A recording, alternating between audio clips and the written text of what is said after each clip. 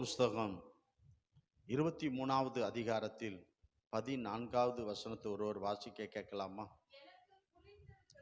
எனக்கு குறித்திருக்கிறதை அவர் நிறைவேற்றுவார்.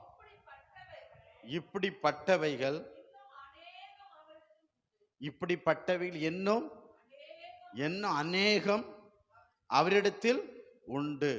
அப்ப பாருங்க, சொல்லுகிறார், எனக்கு குறித்திருக்கிறதை அவர் நிறைவேற்றி முடிப்பார். ரோமர் 9:28 சொல்லுகிறது, அவர் சீக்கிரத்தில் நிறைவேற்றி முடிப்பார். அவர் எப்படி முடிப்பாரா?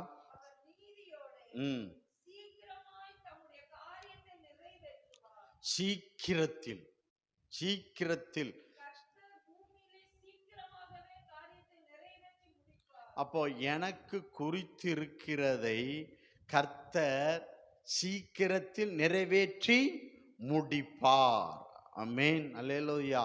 சங்கீதம் 138:8 சொல்லுகிற, கர்த்தர் எனக்காக யாவையும் செய்து முடிப்பார். ஆமென். கர்த்தர் எனக்காக யாவையும் செய்து முடிப்பார். சரி, இப்போ யோபு இந்த இடத்துல என்ன சொல்லுகிறார் என்றால், எனக்கு குறித்திருக்கிறதை கர்த்தர் இம்மாதத்தில் அவர் செய்து முடிப்பார். எனக்கு குறித்திருக்கிறதை, என்னை குறித்த காரியத்தை, என்னை குறித்த தேவ திட்டத்தை, தேவ சித்தத்தை இம்மாதத்தில் கர்த்தர் செய்து முடிப்பார் என்று வேத வசனம் நமக்கு சொல்லுகிறதுன்னு பார்க்கிறோம். ஆமென், அல்லேலூயா. கர்த்தருக்கு மகிமை செலுத்துகிறேன்னு பார்க்கிறோம். இங்கே 1 ராஜாக்கள் புஸ்தகத்தில் ஒரு சம்பவம் சொல்லப்பட்டிருக்கு. அதை தியானம் பண்ணி முடிக்க, தொடர்ந்து தியானிக்க கர்த்தர் நமக்கு உதவி செய்வாராக. 1 ராஜாக்கள் புஸ்தகத்தில் அங்கே சோத்திரம் அதனியா பிளஸ் சாலமோனை குறித்து 1வது அதிகாரத்தில் வருகிறது என்று பார்க்கிறோம். ஆனா இந்த இடத்துல கர்த்தர் அதனியாவை குறித்த எந்த காரியத்தையும் ஆண்டவர் அங்க சொல்லல. ஆனா சாலமோனை குறித்து கர்த்தர் சொல்லியிருந்தாருன்னு பார்க்கிறோம். அந்த சம்பவங்கள் தான் இதில் சொல்லப்பட்டிருக்குன்னு பார்க்கிறோம். கர்த்தருக்கு மகிமை உண்டாகட்டும். ஆமா, 1 ராஜாக்கள் புஸ்தகத்தில் 1வது அதிகாரத்தில் 5 முதல் நீங்கள் 10 வசனம் வரை நீங்க வாசித்தால், கொஞ்சம் வாசிக்கலாமா? சோத்திரம். அதோனியா என்பவன் என்ன பாருங்க, என்ன சொல்றான்? நான் ராஜாவேன். எப்படி சொல்றான்? நான் ராஜாவேன் என்று சொல்லி தன்னைத்தான் உயர்த்தி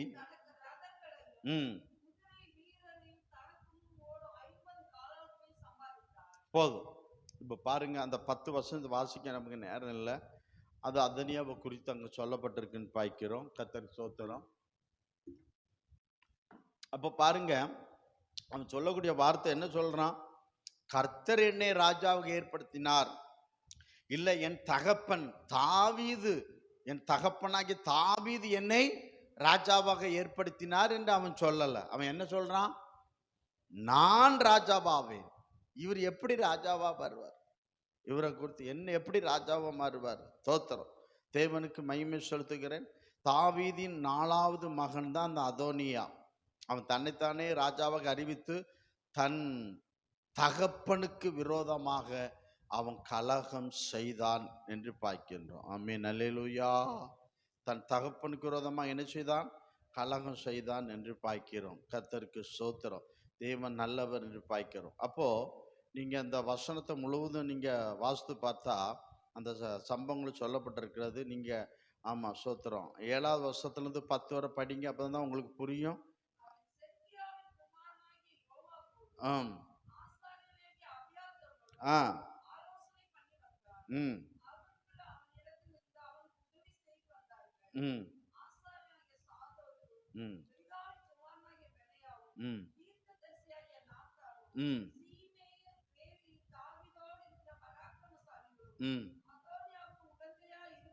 இல்லை.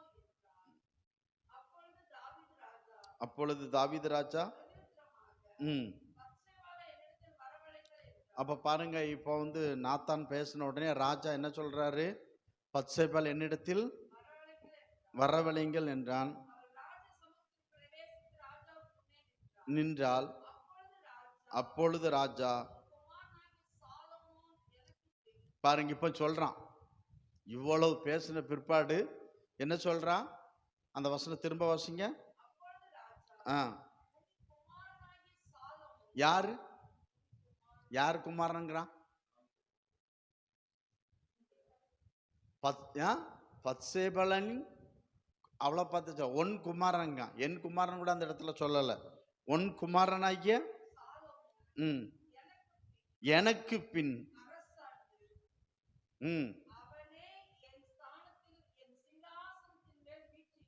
வீற்றிருப்பான் ஆணையிட்டபடியே இன்றைக்கு செய்து தீர்ப்பேன் என்பதை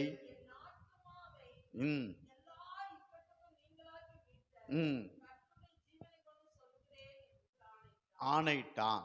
அவன் சொல்றான் பாருங்க, இன்றைக்கு சாலமோனை குறித்த தேவ திட்டம், தேவ சித்தத்தை இன்றைக்கு, நாளைக்கு அல்ல, இன்றைக்கே நான் செய்து முடிப்பேன் அப்படின்னு சொல்லி பத்சேபாள்கிட்ட என்ன சொன்னான்? அவன் சொல்லுகிறான் என்று நம்ம பார்க்கின்றோம். ஆமென், அல்லேலூயா, அல்லேலூயா.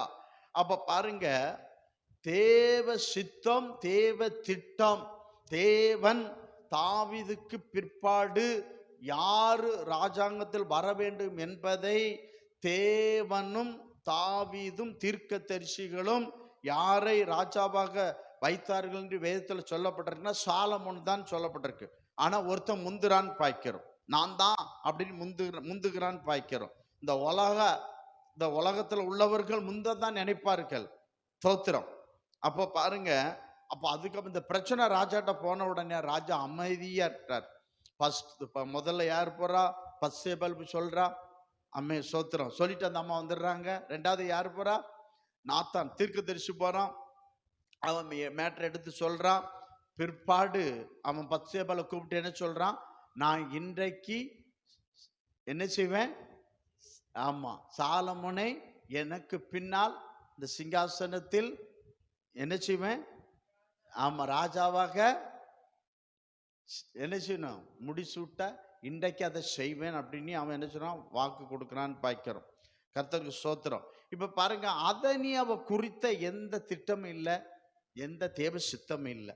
ஆனா சாலமோனை குறித்து தான் அந்த வேதத்துல சொல்லப்பட்டு இருக்கிறது என்று பார்க்கிறோம். நீங்க வேணா சில வசனங்களை வாசிக்கலாமே. நீங்க 1 நாளாம் புஸ்தகத்தை எடுத்துக்கொள்ளுங்க. அதுல சாலமோனை குறித்து அருமையாய் சொல்லப்பட்டிருக்கு பாருங்க. 1 நாளாம் புஸ்தகம் 17வது அதிகாரத்துல 12ஆம் வசனம் 13ஆம் வசனம் கொஞ்சம் வாசிங்க வேகமா. ஆமா, சோத்திரம், சீக்கிரம் முடிச்சிடலாம்.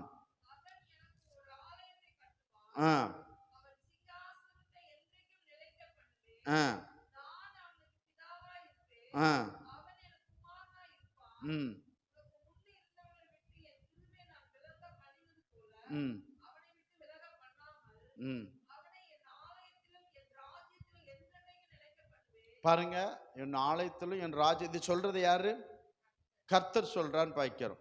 22வது அதிகாரத்துல 1 நாளாம் 22வது அதிகாரத்துல 9ஆம் வசனம் 10ஆம் வசனம் வாசிங்க. 9 பாருங்க, முன்னமே சொல்றார் கர்த்தர், இதோ உனக்கு பிறக்க போகிற குமாரன் அமைதியுள்ள புருஷனாய் இருப்பான், விலக்கி அவனை அமர்ந்திருக்க செய்வேன். ஆகையால் பாருங்க, பிறக்க முன்னே பெயர் வைக்கப்பட்டுச்சு, சாலமோன் எனப்படும். அவன் நாட்களில்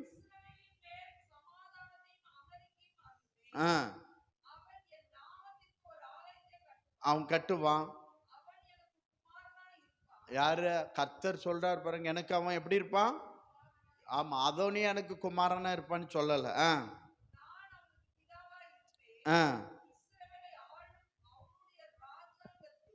பாருங்க, இஸ்ரவேலை ஆளும் அவனுடைய ராஜாங்கத்தை நிலைப்படுத்துவேன். இது கர்த்தர் பேசுகிறான்னு பாய்க்கிறேன். இப்பதான் 28வது அதிகாரத்துல 1 நாளாகமம் 28வது அதிகாரத்துல தான் தாவீது பேசுகிறார். யார் பேசுறா?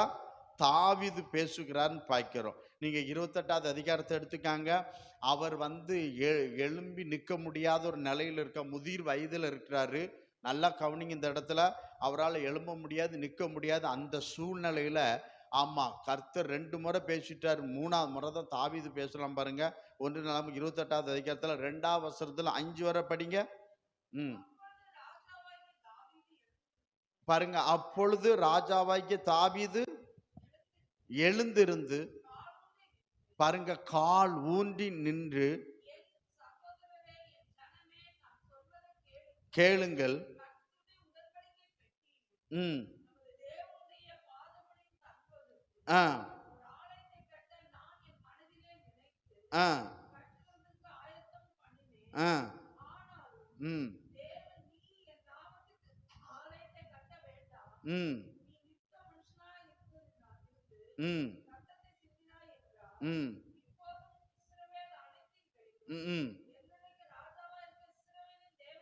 நில்லுங்க நில்லுங்க, கொஞ்சம் மெதுவா போவோம். என்றென்றைக்கும்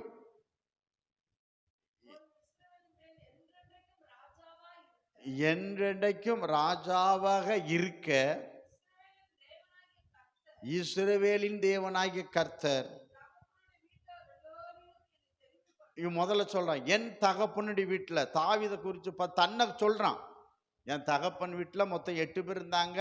இந்த 8 பேர்ல யாரை என்ன தெரிஞ்சுக்கிட்டாரு? என்ன தெரிந்து கொண்டார் கர்த்தர்ன்னு சொல்றான். 2வது பாருங்க,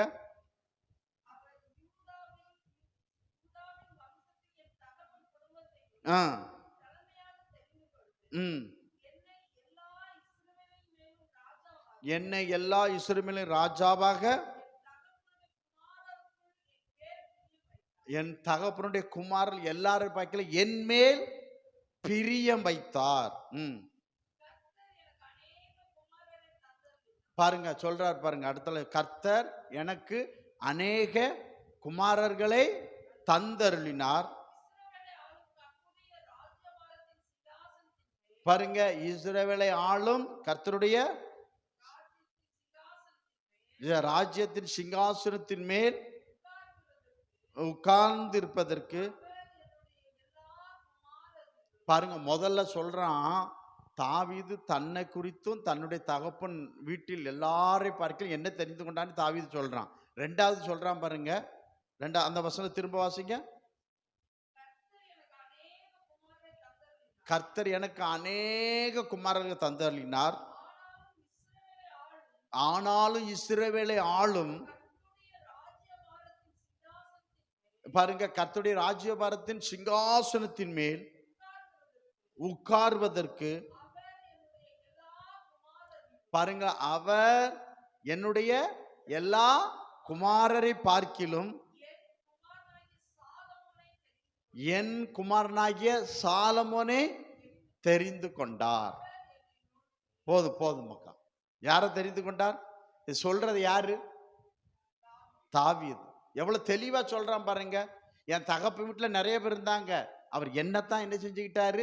இஸ்ரவேலை ஆளுவதற்கு என்ன தெரிந்து கொண்டார். ஆனா எனக்கும் அநேக குமாரர்கள் இருக்கிறாங்க. ஆனா எவ்வளவு குமாரர்கள் இருந்தாலும் சாலமோனைத்தான் கர்த்தர் தெரிந்து கொண்டான்னு சொல்றான். ஆமா, எந்த வயசுல சொல்றான்? எழும்பி நிற்க முடியாத காலத்துல எழுந்து நின்று அவன் சபைக்கு முன்பாக அந்த காரியத்தை அவன் சொல்லுகிறான்னு பார்க்கிறோம். தோத்திரம். அப்போ தேவனும் தாவீதும், தாவீதுக்கு பின்னால சாலமோன் தான் ஆளணும்னு சொல்லி கர்த்தர் முன்னமே என்ன பண்ணிட்டாரு? குறித்து விட்டார் என்று பார்க்கிறோம். குறித்து விட்டான்னு பார்க்கிறோம். பேர் வச்சாச்சு, எல்லாம் வச்சாச்சுன்னு பார்க்கிறோம். ஆனா நடுவில் ஒருத்தன் என்ன சொல்றான்? அந்த பதவியை பறிக்க, அந்த மேன்மை எடுத்துக்கொள்ள ஒருத்தன் வாரான்னு. அவன் சொல்றான், அவன் கர்த்தரையும் சொல்லலை, தகப்பனையும் சொல்லலை. யாரை சொல்றான் தெரியுமா? நான் ராஜாவாய் மாறுவேன். ஆமென். என்ன செய்வேன்? நான் ராஜாவாக மாறுவேன். அப்படி அவன் சொல்றான்னு பார்க்கிறோம். அல்லேலூயா. அவன் திரும்ப ஒரு வார்த்தை சொல்றான் பாருங்க. 1 ராஜாக்கள் 2:15 வாசிங்க பார்க்கலாம். 1 ராஜாக்கள் 2:15 வாசிங்க. தோத்திரம். 1 ராஜாக்கள் 2:15.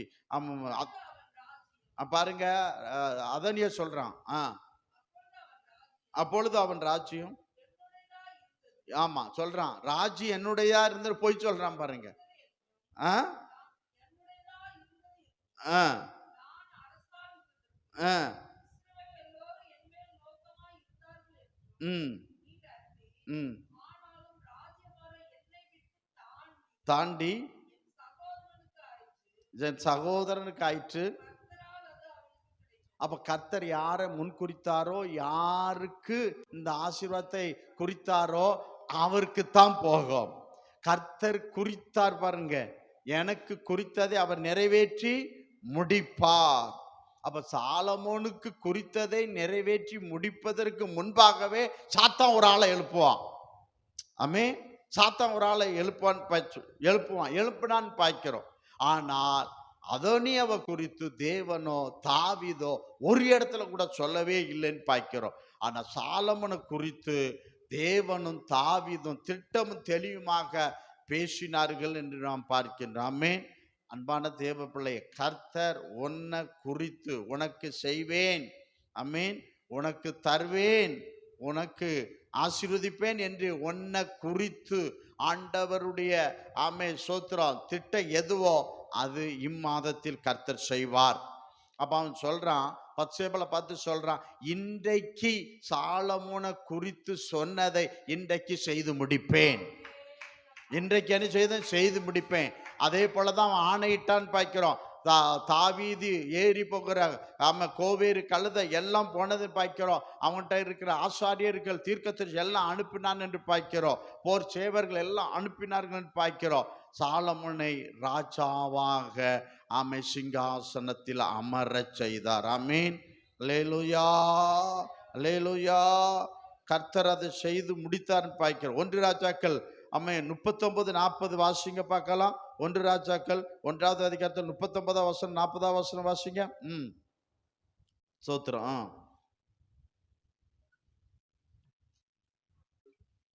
1 ராஜாக்கள் 1வது அதிகாரத்தில் 39-40.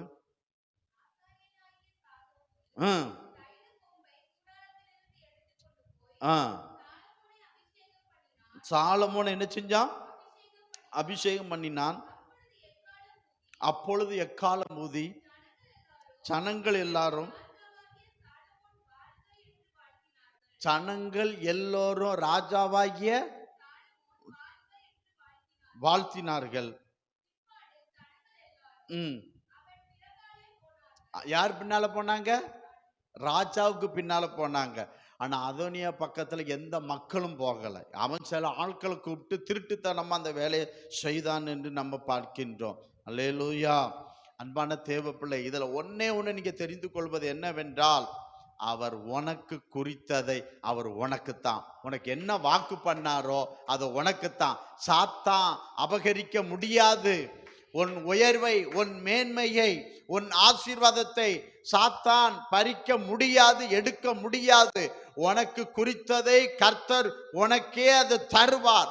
உனக்கு சொன்னதை கர்த்தர் உனக்கே அது செய்வார். கர்த்தர் உனக்கு என்ன சொன்னாரோ அதை இம்மாதத்தில் கர்த்தர் செய்து முடிப்பார். ஆமென். கர்த்தர் என்ன சீக்கிரமா செய்து முடிப்பார். அல்லேலூயா.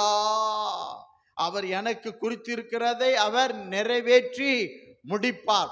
அப்போ வாக்கு தத்தம் இம்மாதத்தில், அப்போ வாக்கு தத்தம் முதலாவது சாலமோனுக்கு சொல்லப்பட்டதுன்னு பார்க்கிறோம். பிறப்பதற்கு முன்பாகவே அவனுக்கு பெயர் வைக்கப்பட்டதுன்னு பார்க்கிறோம். பிறப்பதற்கு முன்பாகவே அவன் ஆலயம் கட்டுவான். பிறப்பதற்கு முன்பாகவே அவனுக்கு தாவீதுக்கு சிங்காசனம் சொல்லப்பட்டது என்று பார்க்கிறோம். அதை கர்த்தர் என்ன செய்தார்? செய்து முடித்தார் என்று பார்க்கிறோம். ஆமென். அப்ப நமக்கு வாக்கு பண்ணப்பட்டிருக்கிறது.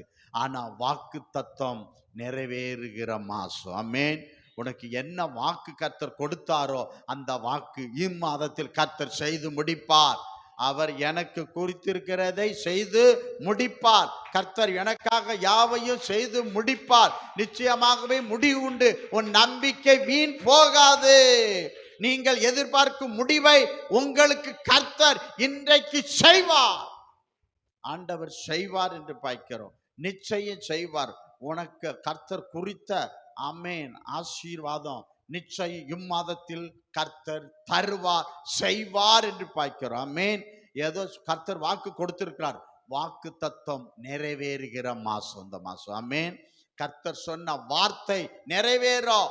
சாமுவேல் சொன்ன வார்த்தை நிறைவேறியது என்று பார்க்கிறோம். சாமுவேலை குறித்த காரியம் நிறைவேறியது என்று பார்க்கிறோம். அப்படி போல கர்த்தர் இன்னைக்கு நமக்கு கர்த்தர் வார்த்தை கொடுத்திருக்கிறார், இம்மாதத்தில் கர்த்தர் நிறைவேற்றி முடிப்பார். ஆண்டவர் உனக்கு சொன்னபடியே அவர் செய்வார். அவர் சொன்னபடியே ஆதியாகமம் 28:15 சொல்லப்பட்டிருக்கிறது. என்ன சொல்ல சோத்திரம், நீர் சொன்னதை செய்யும் அளவும் கர்த்தர் என்ன செய்ய மாட்டாரா? கைவிடவே மாட்டார். கர்த்தர் கைவிடவே மாட்டார். கர்த்தர் சொன்னதை செய்து முடிக்கிற வரைக்கும் கர்த்தர் உன்னை கைவிட மாட்டார்.